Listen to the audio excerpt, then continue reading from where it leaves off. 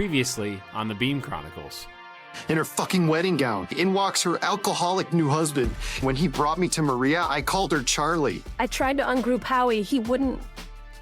My gun wouldn't even point at him. If you would like to take this opportunity to cry, I will not tell anyone. No. I'll cry when I'm holding Jackson in my arms or he's gone. Leon Nash. He's this old family friend of Howie's. He's been buying me groceries and stuff. We kind of became friends, I guess. I heard the rapid clump of her boots. Shortly thereafter, the boom of the enormous stones striking the ground. They were gone, all of them, crushed for certain. I just need to get up, Skeleton. I have no concern with landing. He detached the wing pack and swung it off of his back, reaching it out to me.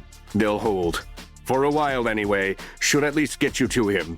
All that was left to settle was this gory, macabre race between me and Sydney. Who could die first and leave the other one alone? These are the Beam Chronicles, with your host, MJ Dooney. Book 3, Cataclysm. Chapter 19, Charlie Shayde.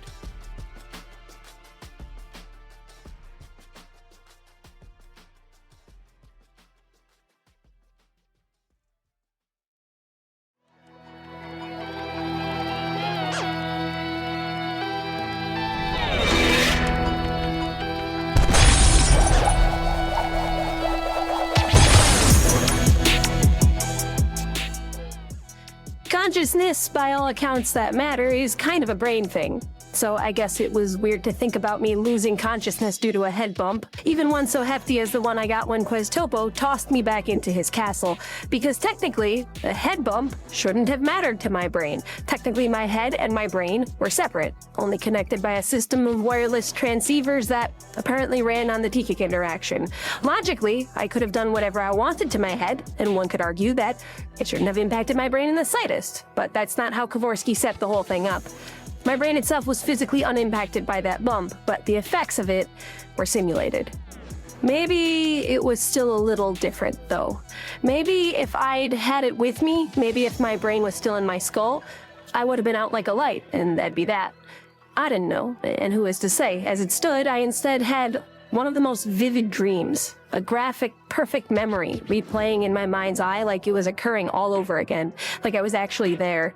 A glitch in Kowarski's system, some crossed wires handling how I was supposed to perceive unconsciousness. Possibly, but then Kowarski was nuts. I wouldn't have put it past him to do this sort of twisted thing on purpose. Forced me through a painful experience instead of letting me pass out with dignity.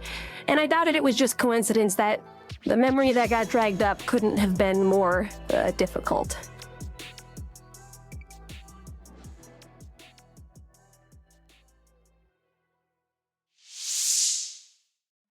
It was August. Late August. And I was sitting in the back of Howie's limousine, grasping a bottle of expensive-looking bourbon that I'd fished out of his liquor cabinet, waiting. I was alone back there, sixing the driver up front, rolling a joint, nervously glancing out the window every time he thought he might have heard a noise. Young guy, loser, probably only took this driving gig to get his foot in the beam door. Howie would totally fire him if he knew he was smoking pot on the job. Hell, he'd likely kill him. And the dipshit was so flinchy, so anxious about getting caught, yet he didn't even realize there was a girl sitting in the back of his limo, drinking his whiskey, waiting for his boss to return. That's really all I was doing, too. And I didn't really know why. Waiting for profit. Just waiting. True, I could have waited at the cabin until I sixed Howie in the limo, then grouped in to meet him, but I didn't have anything better to do back there anyway, and I kinda wanted to see the events of the century firsthand. Also true, it was only 8:30, but Prophet didn't seem like the sort who stayed late at weddings. Sure enough, it was only 5 minutes later that I saw him coming out of the hall, jacket slung over his shoulder as he turned and waved one last time to somebody inside. Numbnuts up front anxiously put out his doobie, rolling down the window and waving the smoke out, then tucking his shirt back in before hopping out to open the door for Howie.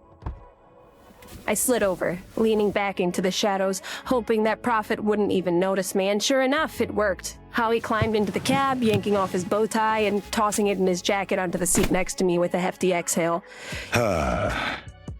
He cheerily drummed on his lap, then leaned forward as the car door slammed to grab the bottle of bourbon out of the cabinet. Only then did he realize it was missing, and curiously tipped his head over his shoulder. Looking for something? I taunted, holding the bottle out of the shadows. He jumped clean out of his skin, bumping his head against the ceiling of the limo. I snickered, moving back into the light as he frantically peered over his shoulder to ensure the divider was up. It was, obviously. I wouldn't have been there otherwise, but Prophet seemed strangely relieved to discover we were in private. Charlie, this is absolutely foolish of you. You are dangerously close to being spotted and voiding our entire arrangement this close to the end of it. Should anyone see you, even catch a glimpse, it is outside of my control. Tell me something, Howie. You're the guy to know shit, right? Can't keep a secret from you, huh? You know everything. Good Lord, are you drunk? If he knew. I bluntly cut through his accusatory, if accurate, question. If Jackson knew I was alive and well, sitting here in this car, because I was going to go peek inside, look at him and judge for myself, but I couldn't bring myself to do it, so I'm asking you instead, if he knew. His eyebrow cocked and he opened his mouth, no doubt to deliver some more in-depth sort of reprimand about how risky it was being out in the open. But as his lips came back together, his face softened. Pent-up air released slowly and audibly from his nose. Like he was suddenly struck with the reason I was asking, and it baffled him so much he could only reply with gentleness. This marriage would be over.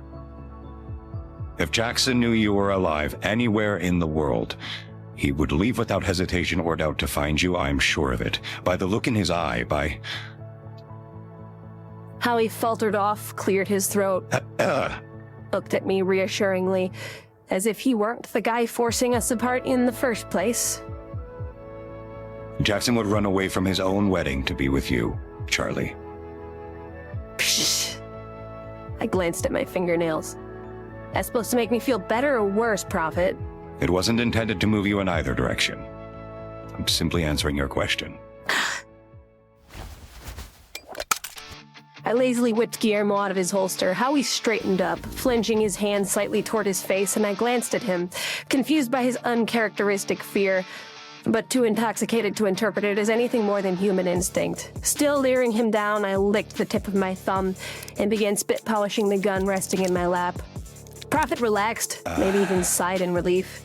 This time I laughed out loud. You know, it's funny. You've taken so much from me, Howie. I mean so much. My innocence, my faith in humanity, free will. I lifted Guillermo and turned him side to side under the ceiling light of the limo, examining the shimmer I'd pulled out with my saliva. You know, I guess there was just like one thing left, right? One thing I had that I wanted to keep and you couldn't possibly let me. It's hard for me to even get all that upset about it, actually. You stealing my last shred of happiness away. At this point, I just sort of expect you to take things from me. He smiled, not smirked, and leaned over his knees. Pardon me for being relieved at your lack of ill will. But perhaps a bit of that apathy is driven by your inebriation. Would you mind terribly if I took yet another thing from you? Howie reached out his hand, cautiously approaching the bottle of bourbon I'd yanked from the liquor cabinet before he showed up, tucked securely beneath my arm. It was stupid of him to try asserting dominance over me in that moment, especially considering my gun was already out of its holster. I flicked it up cavalierly, extending my arm so that he was glaring down the barrel of Guillermo, and I managed to halt his hand's steady approach toward my booze cold. Charlie, please put that away. There's a time I couldn't do this, you know? Point my gun at you, just aim it in your direction. I tried it. At the Kovorski bust, 1,000,000 times after. Wouldn't work. Fuck if I know why, but now you probably do. You probably understand why I never used to be able to do it, and you probably understand why I can now too. You care to explain, Prophet, any of that to a humble, meaningless civilian? Care to explain what's different? Is it you? Is it me? Got any answers at all? Prophet blinked calmly for a second, then relaxed back into his seat, crossing his legs, folding his hands. Still one big book of secrets. Still not afraid of me and my little gun. Let me ask you something else then. If I fired this bullet, would it hit you? No. In fact, I wager if you fired that bullet, it would hit everything except me. And then you'd really see how much I haven't taken away from you. Nice. I rolled my eyes, lowered my gun.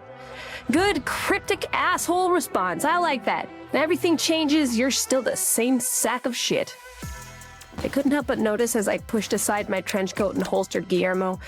His shoulders drooped, the tension released from them, and he even reached up to brush a single bead of sweat off the side of his face. The whiskey, Charlie. You've had enough. I snatched up the bottle nestled under my arm by the neck and reached it across the limo to Howie. He nodded in approval, slid forward on his seat, and attempted to grab from my hand the bourbon I was clearly offering to him, but as soon as his fingertips touched it, Ugh. I ungrouped it to dust, sending him recoiling backward in shock.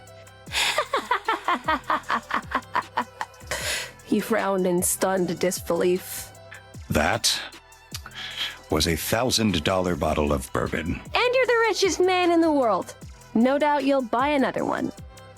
The blatant disrespect was the sort of thing that would have historically elicited some kind of rise out of him. Here, today, he just cleared his throat, clasped his hands together. I suppose you're right. Now, Charlie, I thought you didn't drink unless it was an occasion. It's a wedding, you dumbass. That's an occasion, right? Besides that, the only man I'll ever love is marrying someone else. The fuck should I be doing instead? Good point. Honestly, Charlie, I'm a little startled.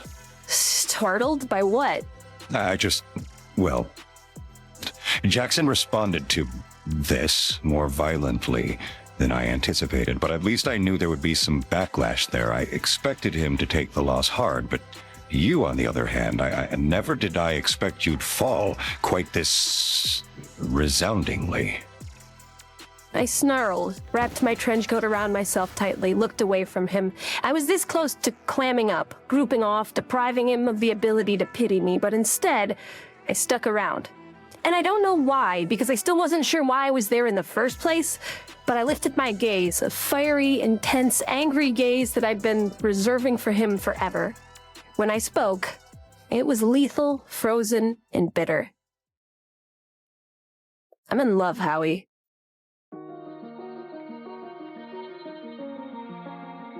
He squirmed a little in his seat, rubbing the corners of his mouth and racking his brain for anything to retort. I didn't give him a chance to belittle me. I kept talking. And I never thought I'd get that privilege, considering the horrible, evil, shadow of destruction thing you made me into. He saved me from myself, and he was all I cared about, and you stole him away from me. So yeah, it killed me. Lying to him, pretending to die, it killed me anyway. I'm a corpse. I'm a fucking zombie. I'm only technically still breathing, and this surprises you? This right here? Fuck, this is a good day. You ought to see a bad one. You... Again, he battled to construct the words, a speaker who was normally so polished and practiced. You really loved him. I really love him, Prophet. 20 months later, completely devoid of him, just like the fucking day I left. And I'll never stop.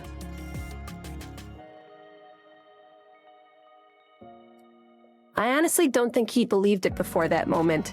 Any of it.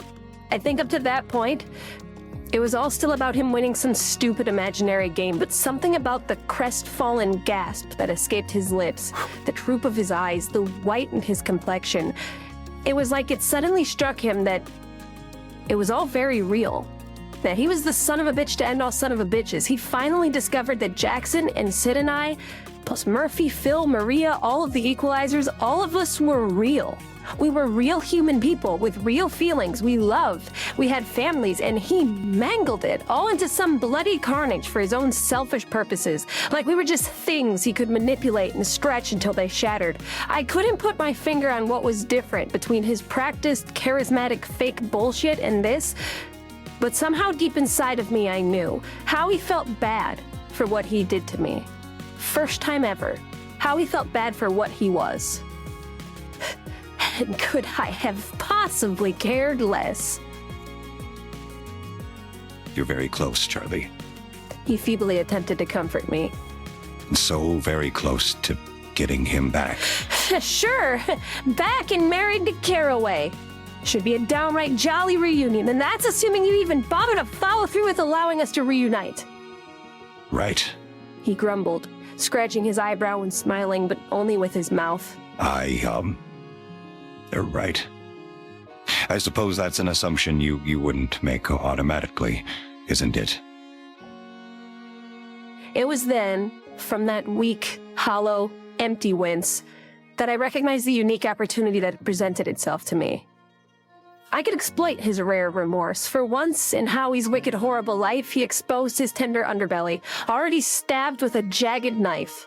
How could I leave without twisting it? How could I let him think he was entitled to feeling bad about this fiasco that he orchestrated from the get-go? I needed to make Howie feel as shitty as he possibly could. Would it make me feel better? No. But I would accept Howie feeling worse as a surrogate for that.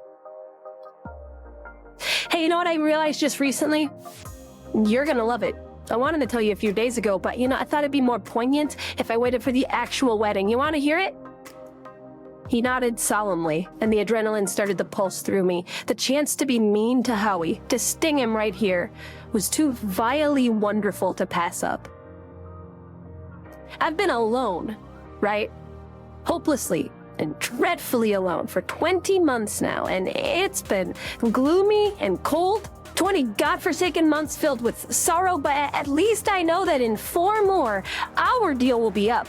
And I'll be back with my light. And yeah, we'll have some shit to work out. Jackson and Maria and I, but even without that, I'll get Sid back and Murphy.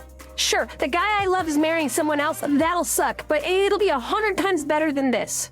I'm 4 months away from getting out and working on fixing it and having people give a fuck about me again. I just gotta wait. And I've waited this long, so why not? But you... Hell, you live here, don't you? You have nobody. And you're pretty damn near 4 months away from losing the only thing that's distracting you from the fact that when you inevitably kick the bucket, your funeral will be the party of the goddamn millennium. Quite. Unless, of course, I'm immortal. He smiled, like he was calmly expecting this vitriol as response, and was perfectly willing to accept it. Like he was just letting me get my punches in for catharsis, like he was doing me a favor. Maybe I needed to kick it up. Nah, you're not immortal. I already got it figured out, Prophet. How you go. How the Grim Reaper finally gets you after all this time. 1,400 people will be gunning for your head, myself included. But none of us will get the trophy kill. You know what'll happen instead? You're gonna be sitting in your room, in the White House itself, eating a sandwich or something, and you'll start choking on it. And no matter how hard you struggle and scrape and try to scream, no matter whose attention you get or how powerful and influential you are to the world, there won't be a fucked soul in purgatory who will give you the 2 half-shits required to Heimlich you out of it. Fucking poetic justice, I think. You're not only going to die alone, you'll die explicitly because nobody gives a fuck if you do. Nobody. This time I got him. He frowned, interlaced his fingers in his lap, and looked at them. For once in his cock-sucking existence, he had no smart-ass retort, no cryptic, haughty bullshit. All he could do was somberly sit by and take it. I think it was the first time I caused him genuine pain. Hopefully, it was far from the last. I grouped away. Yet another on the long list of benefits of grouping. I could always get the last word if I really wanted it. That was how I spent Jackson's wedding day.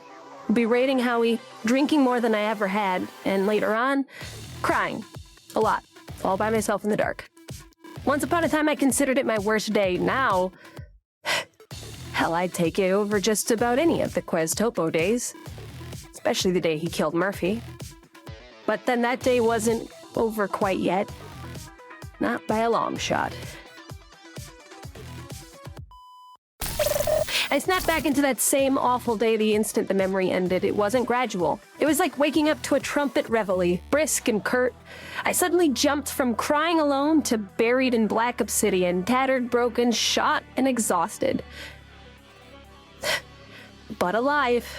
And I could faintly make out the sound of voices several feet above me, high-pitched, spastic, disorderly, arguing voices. I didn't bother moving around, trying to orient myself down there, because I could sense that there wasn't exactly a lot of room in my dark little pocket, and I figured the air would run out soon. So I grouped back up to the surface, to the muffled voices I could barely make out before. Back to the battle. My brief submission, letting Quez try to kill me, it was a fluke and a failure. It had to be. I couldn't give up. Time to keep fighting. Time to keep pushing. Charlie? Phil ran up to me the second I had myself fully assembled, catching me before I crumpled to the ground. I hadn't really noticed it down in the rubble, but my entire body was essentially one big bruise, with the exception of the hole in my groin. That felt more like a red-hot rod of steel stabbing straight through me, and the light striking my eyes triggered this sort of blistering headache I thought I'd be free of, given my brain's alternate location. Stupid fucking Kavorsky. I winced, leaned on Phil. Easy, buddy, easy. Holy hell, Shayde. You don't know how glad I am to see you. As Phil helped me over to a heftier-sized rock, easing me into a seat on top of it, I noticed Murphy, peacefully resting on the ground like an empty husk. Looking at him felt like my chest was on fire, so I searched the room for anything else to look at.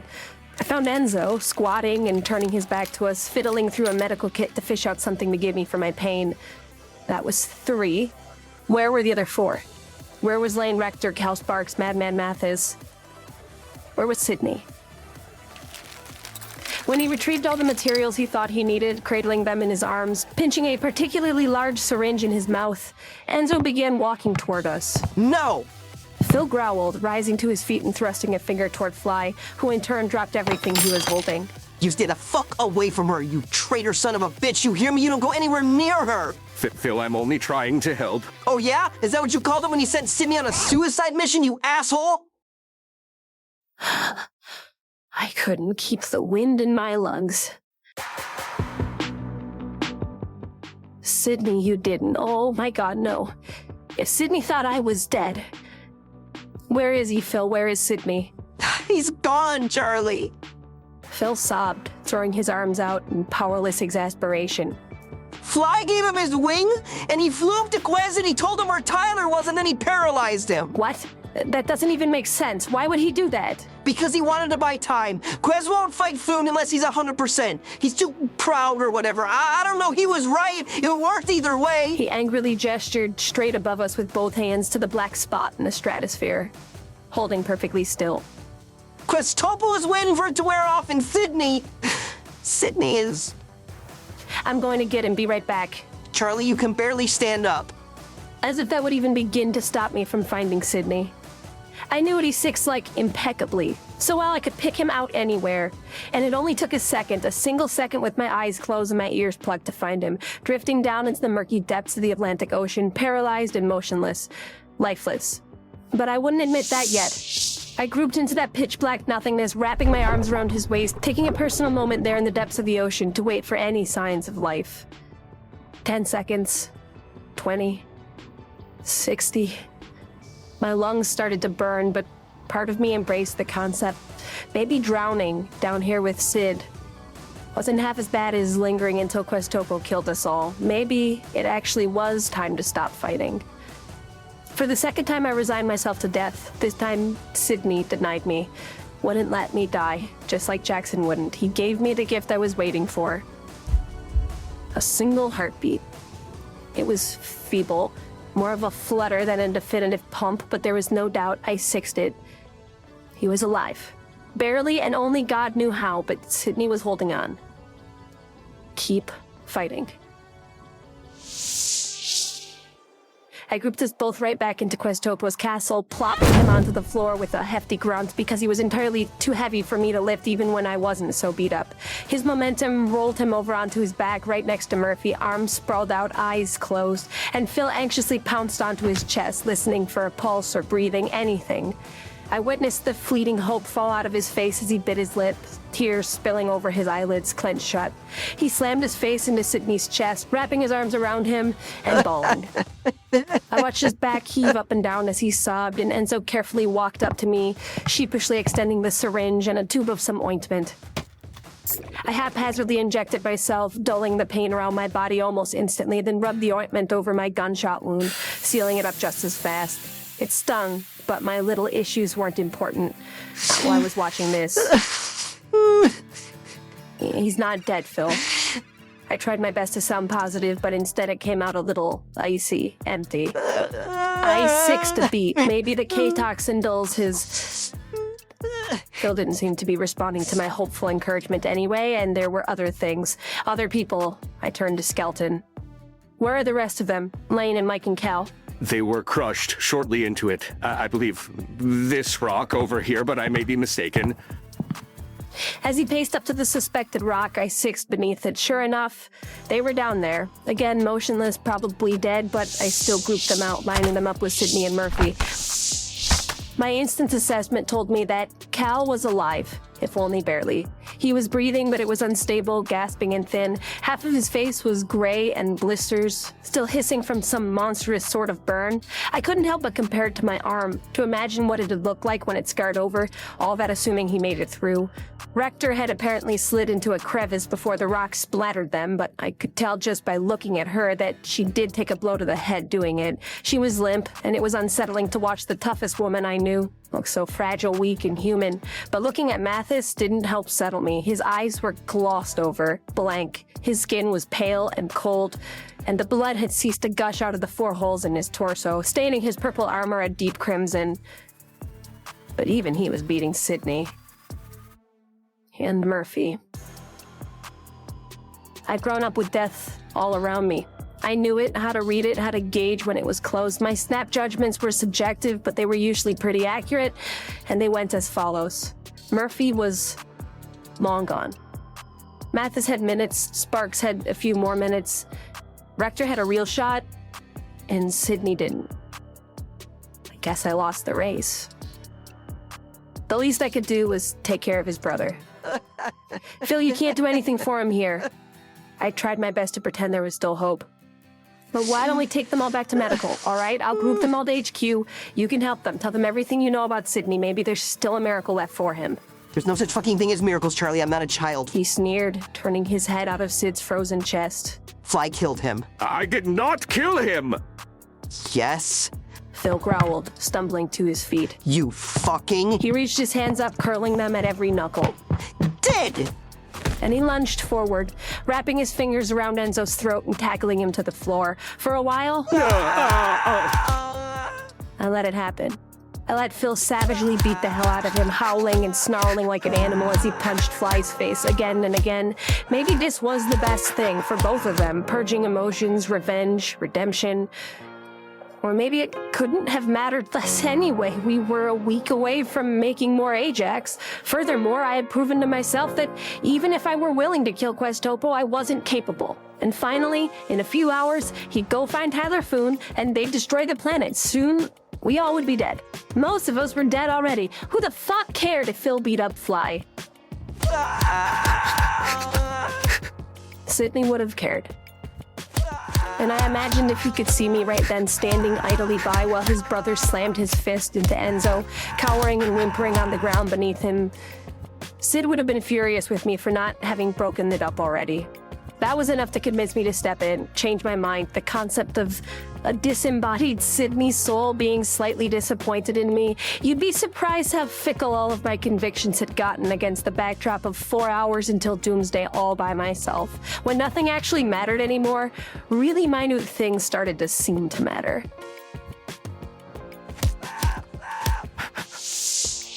I peeled Phil off and he flailed against me like a lunatic, trying to break my grip, but I was significantly stronger than he was. We took a few steps backward as Enzo wiped the blood off of his lip, shivering his way up to his elbows. When I thought they were pretty well separated and Phil seemed back to level, I released him, but apparently it was premature. Apparently he was just faking the calm to get out of my clutches. Phil stepped back toward Enzo, still on the ground, backpedaling away, and before I could pull him back again, he reached into his pocket and pulled out a gun. It was briskly aimed straight at Enzo's face, but I grouped between them before he worked up the gumption to pull the trigger. Easy, Phil. Get out of my way! Not happening, bud. I need to kill him! He was demonic, ablaze, psychotic. It was a look I'd seen on so many faces throughout my career as an equalizer. But witnessing it on a gentle, easygoing, innocent Phil was downright unsettling. He killed my brother! He killed Cindy! I need to kill him, Charlie! Hey, you want to know who the last person was who told me they needed to kill someone?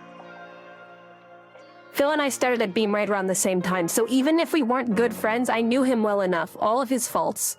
He had a tendency for bluntness that even I found off-putting, and a disconnect from humanity that cropped up at the strangest times, typically relevant to some discovery. Phil could be arrogant, Phil could be annoying, but at his heart he was a kind person, almost to a fault. And I knew he cared about us above all else.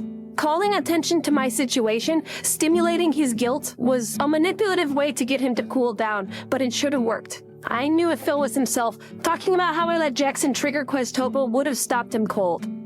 It didn't. And I could read it in the way he just panted and snarled at me, but in case there was any doubt that he had gone ballistic, he put it to bed when he roared. Get the fuck out of my way! Get the fuck out of my way! I slammed my fist into his jaw, knocking him out in one punch. So much for taking care of Sydney's brother for him. Sorry, I grumbled half-heartedly at his body. The question that had become the soundtrack to my life played again in my head. Now what? What did I have left? What reason did I possibly have with Phil unconscious and everyone dead? But wait, no, everyone wasn't dead yet. Not everyone. Lane was alive. Cal could pull through. Who knew what kind of miracle medical could pull for the rest of them? There was still a sliver of hope, and I had a responsibility as the last one standing to take care of them. I had to get them all to medical. One step at a time.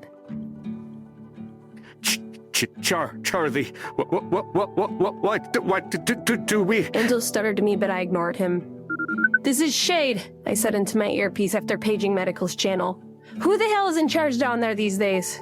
Name's Chang. Came the reply. Head doc, good to meet you. What's the situation, Shayde? I have 5 in critical condition incoming. You guys prepared? Well, hold on a tick. Who are the 5? For my forms and all.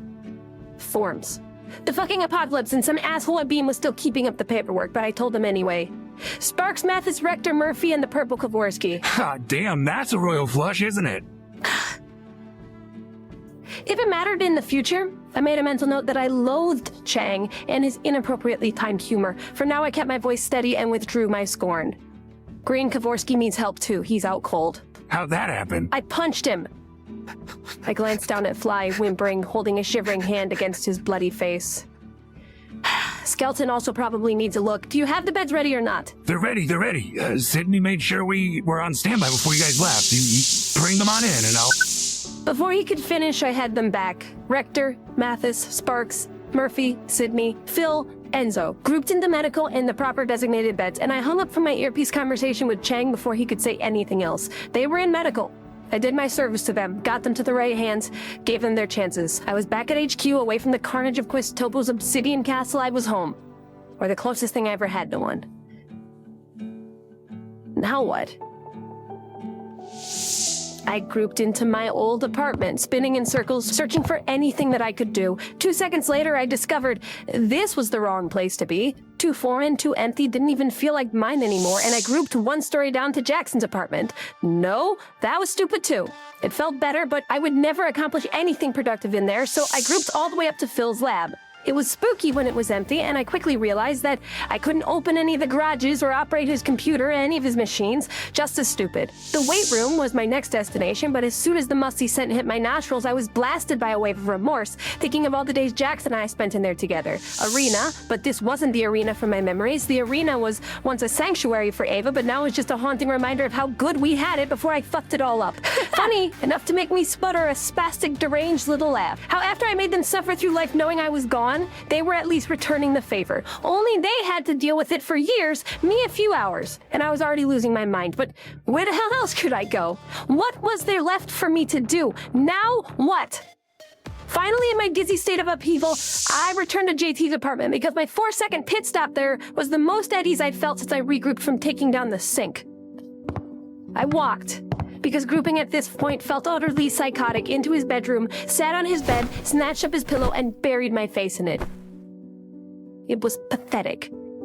And I recognized as much. Melodramatic, sappy, a waste of precious time. But nobody was watching. Who gave a fuck what I did when nobody was watching? Should I cry? I promised Sydney I'd hold it in until Jackson was dead or rescued. Technically, neither of those were to fruition yet, but then again, I never counted on Sydney himself falling before me. Crying was a good option. As a backup, maybe. There had to be something better that I could do. But what? Now what? Get plastered.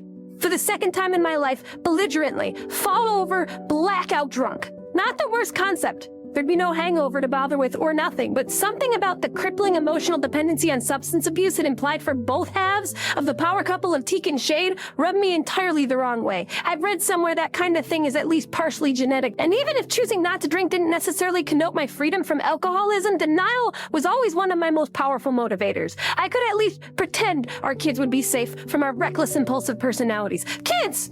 Sure. As if we'd pop out 30 in the next 20 minutes. Him all possessed and paralyzed and hovering in the upper atmo. Raise him quickly. Send him to college. Grow old together. As if that ideal life I spent 2 years dreaming about was still on the docket.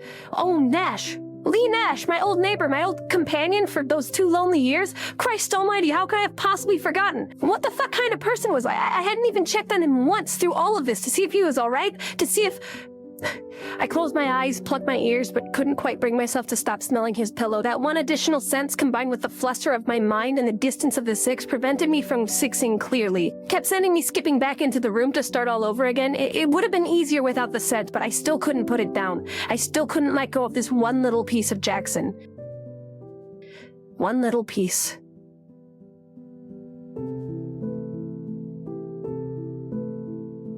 The suits!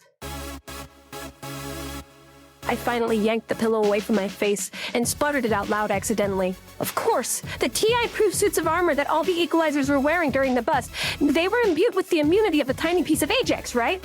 But then, if the armor prevented Jackson from penetrating it, why wouldn't they prevent it from getting out? If I could throw one together, group it onto Quiztopo. Chang? Gah! I practically shouted into my comm. Wow, Charlie, I knew you missed my sweet, sultry voice, but... Would you please shut the fuck up? It felt incredible. Saying what I wanted to, he didn't reply, which I took as my invitation to continue. They were all wearing armor, special armor. Everybody I brought to you a few seconds ago. Did you get it off of them yet? No. He glumly replied, but at least he sounded adequately serious now.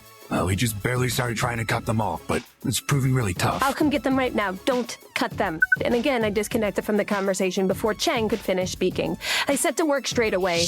Conveniently, I'd already grouped everyone a few times with their armor on, so I had a good 6 schematic of the suits and the weird carbon synthetic that made them up. Perfect, because I wasn't in the mood to think about it. I just wanted to be doing something.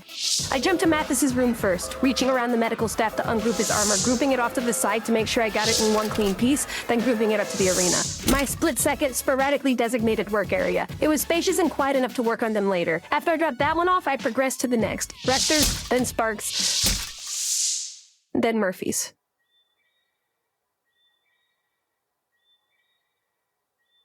This room was different from the others. There weren't any doctors, no bustle, no noise, no people to push my way through, just him. Alone on the cot, peaceful and still. Not worth the manpower, I guess. Medical knew a lost cause when they saw it, and not even they had a cure for the propeller-sized hole punctured through his chest. I took his suit without sticking around, placed it with the others. I next grouped into Sydney's room because in my scattered, frantic bonanza of a brain, I forgot that he didn't have armor at all. Still, I was glad I made the mistake because lying in that hospital bed, he looked like he was just asleep. Even with interns and nurses and doctors surrounding him, shoving tubes down his throat and trying to decipher what Kavorsky antidote was the proper one to administer for the paralytic toxin. Even in complete spastic meltdown hospital mode, it gave me hope. I could fool myself into thinking that Sydney would be okay. It was a warm comfort I didn't have any time to linger in.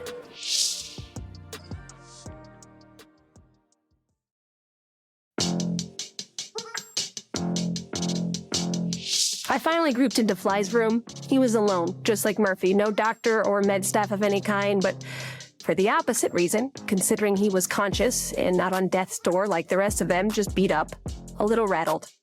His eyes were puffy, and he nervously wiped his nose on his sleeve when he noticed I had suddenly appeared. I ignored all of that. I need your armor. Why? I'm gonna use it to capture Questopo.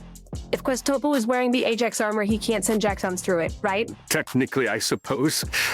Enzo sniffled. I was disheartened that he didn't share my zeal for this perfect idea. Being that he was smarter than I was, there was probably something about it I was missing.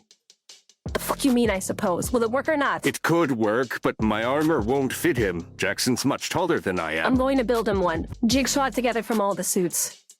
He firmly shook his head. No, that's too difficult to do in a few hours because it has to cover his entire body. We'd have to throw together a full suit with no hole for him to send Jaxons through. All of the armor, they all have holes now. But they're different holes, that's the whole point. I can patch it together from each of them. Mike's helmet, Cal's chest piece, like that. Then while he's still paralyzed, I'll group it onto him. That plus the K-toxin should hold him, at least until Phil gets back to sanity and I can make a more formidable cage out of Ajax. Charlie, the suits were custom-made for the agents who got them, so there would be nothing for him to exploit. He contritely explained, but I was pretty much ignoring him, trying to decide which helmet looked in better shape, his or the ones already in the arena. They weren't even charged with the Ajax immunity until after they were fully assembled. You can't just zip them together. This helmet, those boots, hope that there are no gaps, that there are going to be gaps. He'll just pelt them at the seams until one of them breaks. Perhaps if I could access Phil's lab, perhaps I could figure out how You! I tried not to laugh out loud, but failed. No, you're staying here, and you're keeping out of my way, forever. Charlie, I can help you. Thanks, but I really don't think you can. I can. I can make you more Ajax. I know how to. Can you do that without Phil? In time, yes. Perhaps I Time could. is what we don't have.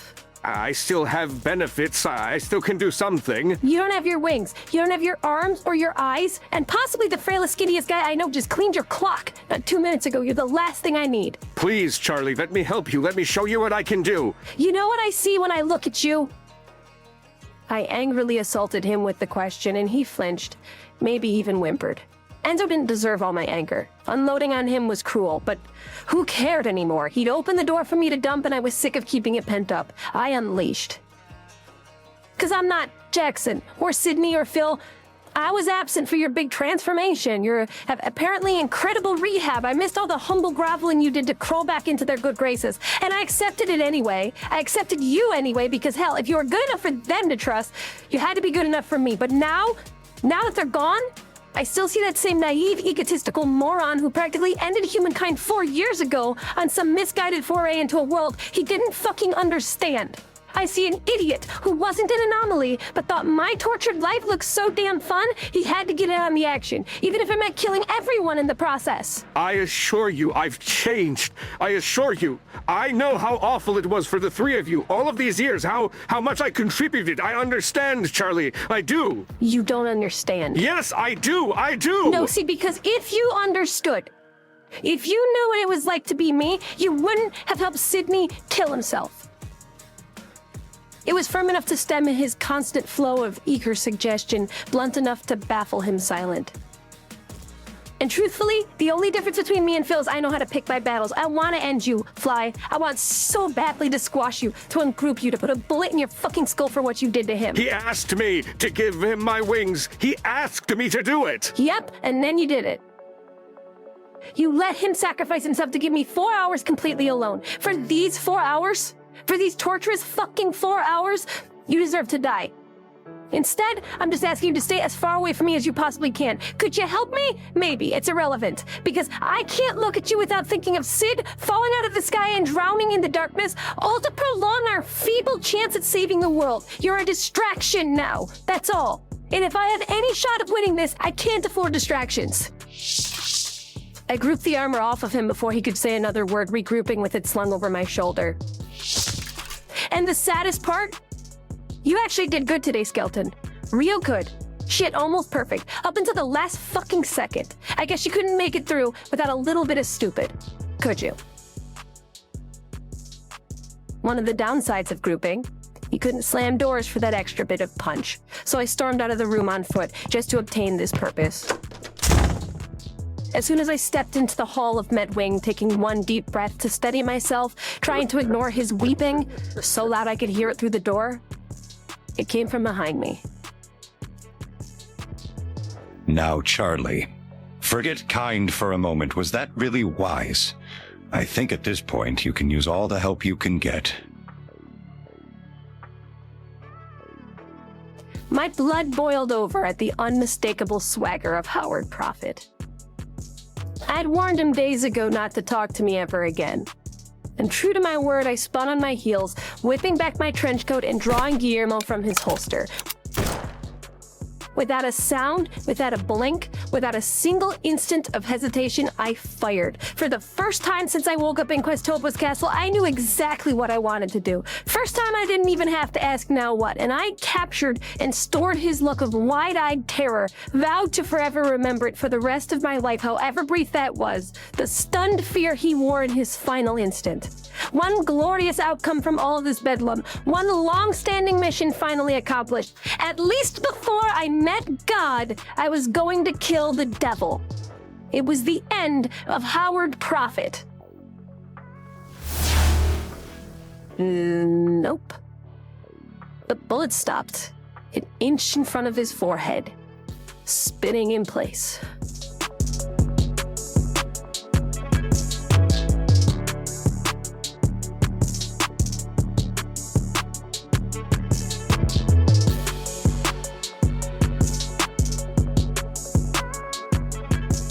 Thank you for listening to The Beam Chronicles, a fiction podcast written and produced by me, MJ Dooney. You can find the show on Instagram, YouTube, TikTok, and Twitter, although I don't have anything there right now to look at because I still haven't figured out how social media works. Rate me on Spotify and or Apple Podcasts if you feel like it, and talk to me through email, beamchronicles@gmail.com. I always respond. Haven't gotten an email in a minute. You can also send me a donation on Buy Me a Coffee by clicking the support the show link in the episode description. The only additional thing I wanted to say in this outro is happy birthday to my dad. He's been one of the most consistent listeners and supporters of this quixotic little creative endeavor of mine. It's funny because sometimes people hear this story and it's like, Jackson's dad and Charlie's dad died when they were young. Sydney's dad is like his arch nemesis. Tyler Foon's dad was abusive. Murphy's like their surrogate dad and then he dies. Like, damn. He must have some issues with his dad, and I don't. I actually love my dad a lot, and he's been very supportive of me. I think a lot of the dad stuff in the story is supposed to be more like generational turmoil as a theme in a broader sense, but I lost the thread a little. Happy birthday, Dad. He's 67. 6'7". Okay. All music and sound effects were sourced from the Epidemic Sound Library. Special thanks to Janet Shasha for creating the cover art for the show. Find her on Instagram at ChiliBeanArt, and thanks again for listening.